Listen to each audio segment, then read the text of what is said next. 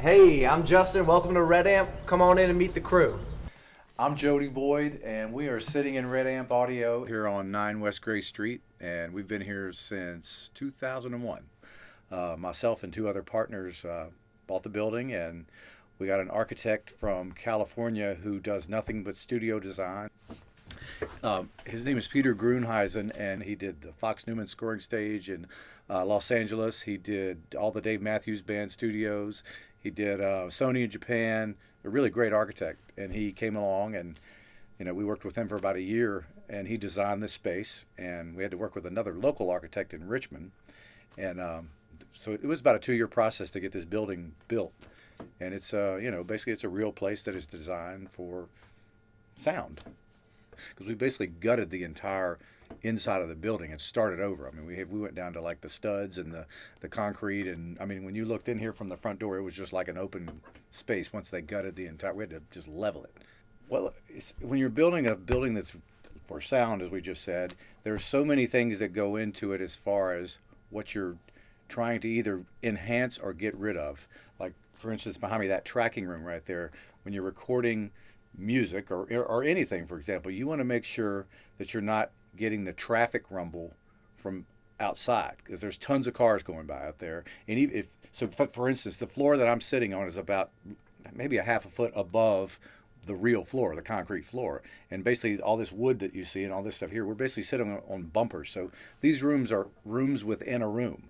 So what that does is that gets rid of any kind of transmission of low end that's coming in from outside, like a siren or the big tractor trailer running down the street and ruining your recording.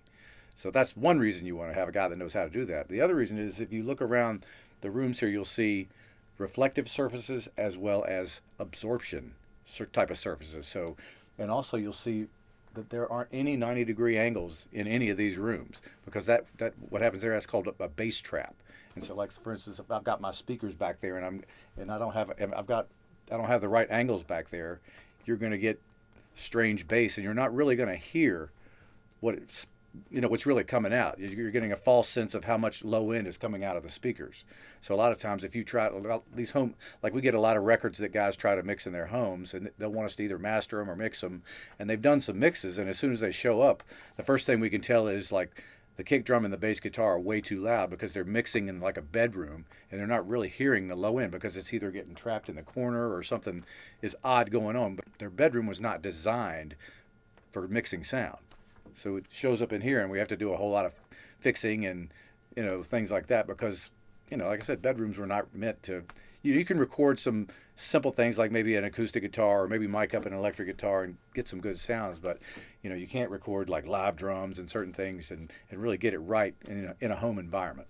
So that's kind of a Reader's Digest version of what why we have this space. Well, yeah, we're really lucky to have this board. It's an API. It's called a company called API, and it's a Legacy Plus. They have a lot of different boards that they make, but this one's called the Legacy Plus.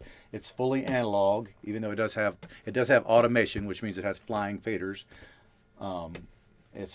It's amazing, and what's really strange is it was actually built for Dave Matthews, and Dave Matthews decided at the last minute that he didn't want to buy it, because all these are custom one-off consoles.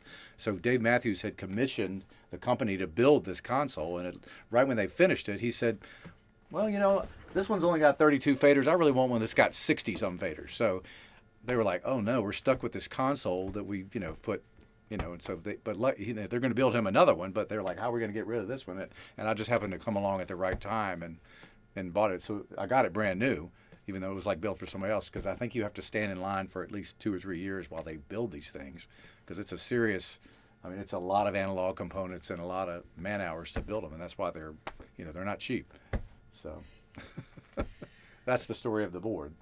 Well, the great thing about this particular console and this particular manufacturer is that the stuff that they make is very robust. And what I mean by that is you can use it all the time, and you're going to have very little downtime as far as things going wrong. Now, this is kind of an interesting story. When I was looking to get this, I was really interested in maybe buying an old vintage Neve console, which were very famous for a lot of rock and roll records were cut on Neve consoles, and they're still very popular.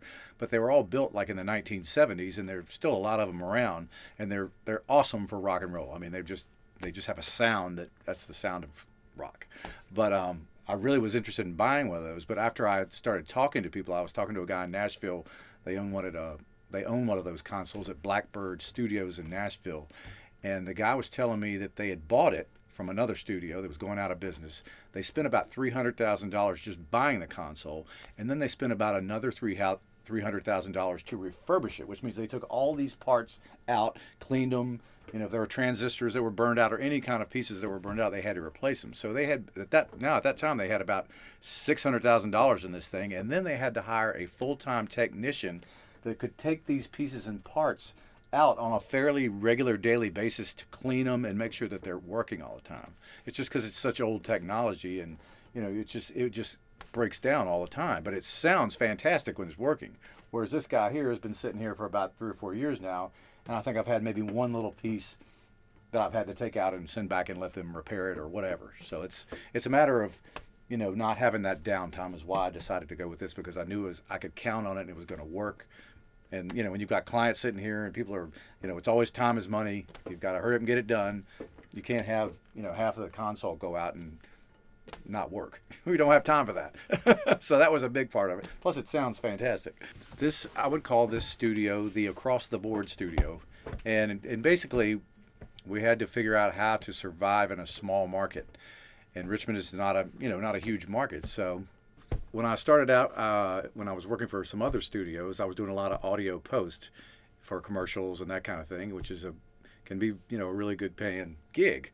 So I knew I wanted to keep doing that, but I really wanted to be able to do more music, and that's why I was looking at this building, because I wanted to do, you know, live music. I wanted to record music for TV, which we do a lot of that, radio, that kind of stuff, bands, artist projects, where maybe the guy's just an acoustic guitar player and he doesn't have a band, and we'll figure out a way to put that behind him or her and, you know, turn it into a full, you know, product as opposed to just an acoustic guitar and a vocal. So we do a lot of that kind of stuff. Like I said, the podcasting with clients, all kinds of clients for that, corporate clients, it goes on and on. Just a stroke of luck, which all of this has been a stroke of luck. So yeah, I mean, and a lot of stepping stones along the way to get there. Like I said, you know, it was the music career as a performer and the teacher, and then I got a job at another studio and learned all that kind of stuff. And I'd always played music in studios, so it was just a culmination. I never set out to be a studio owner or thought I'd ever own a recording studio. I mean, I always loved this recording studio and loved it more and more as I went along, but there were just things that happened along the way that I ended up here, owning one, which is, you know, I never really plotted that course. It just kind of evolved into that through everything I'd done as I was growing up. But yeah, it took a lot of years to get here. Thanks for checking us out today. You can go to our website at www.redampaudio.com. We're on Facebook, and we're at 9 West Gray Street in Richmond, Virginia. Stop by, have some snacks, whatnot.